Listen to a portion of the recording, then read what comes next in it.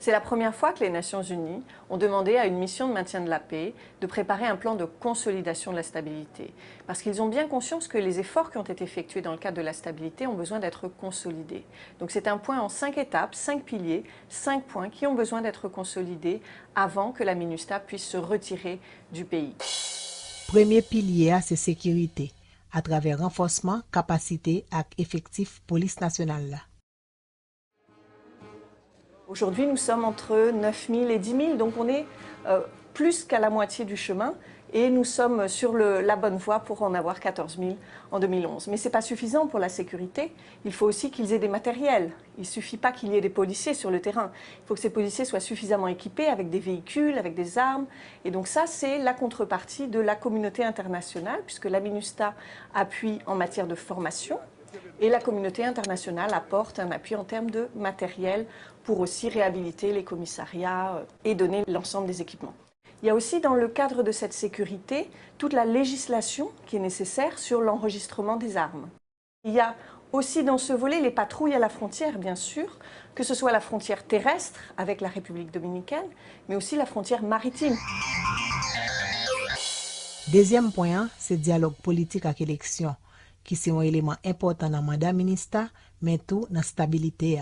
Dialogue politique entre l'ensemble des secteurs, c'est-à-dire à la fois le législatif et l'exécutif, mais aussi l'implication de la société civile haïtienne, donc que tout le monde puisse dialoguer ensemble de façon démocratique, ça c'est un élément important de la stabilité. Le deuxième aspect du dialogue politique et des élections, mais ce sont les élections. C'est-à-dire que le cycle d'élections, le cycle démocratique des élections puisse se faire jusqu'à son terme. Ça aussi, c'est un élément important de la stabilité politique. On est dans un deuxième cycle, après le premier cycle en 2006 avec les présidentielles, les législatives, les élections locales. Et bien maintenant, on est dans la deuxième mouture, je dirais, de ce cycle démocratique. Troisième pilier dans le plan de consolidation, c'est faire en sorte que l'État arrive à une capacité pour le faire travailler comme ça doit sur tout le territoire pays. Il y a des volets là-dedans tout. Premier volet sur le renforcement des institutions nationales et locales, c'est-à-dire les institutions du ministère de l'Intérieur et des collectivités locales, mais aussi les maires, mais aussi le Parlement. Donc l'ensemble des institutions à tous les niveaux de l'État, nous apportons un appui au niveau des affaires civiles pour renforcer leurs capacités, pour qu'ils soient en mesure d'apporter les services dont la population a besoin à tous les niveaux de l'État. L'autre volet de cette extension de l'autorité, c'est la gestion intégrée des frontières, c'est-à-dire permettre aux douanes, à l'immigration, mais aussi aux services sanitaires de faire leur travail à la frontière de façon à ce que l'État puisse collecter des taxes. Aspect état des droits et droits de l'homme, c'est un gros pilier pour consolider la stabilité. Alors cette réforme de l'état de droit, elle revêt la réforme de la justice, mais aussi la réforme du système pénal, c'est-à-dire le système correctionnel, le système pénitentiaire.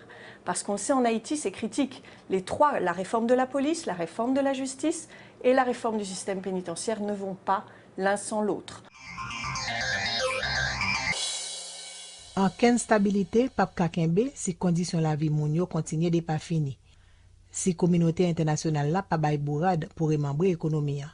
Développement socio-économique, c'est le dernier pilier, plan consolidation.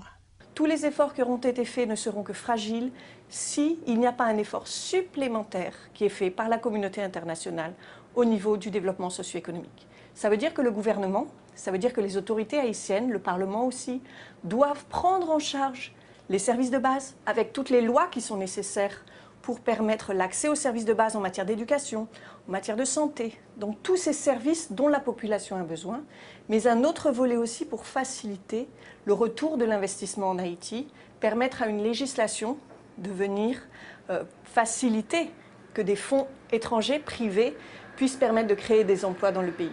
La diaspora a aussi un grand rôle à jouer dans tout ce plan de consolidation de la stabilité. C'est aussi un des grands partenaires d'Haïti. Si on considère que la communauté internationale investit dans le pays entre 500 et 600 millions de dollars par an, la diaspora, elle, de son côté, investit 3 fois plus.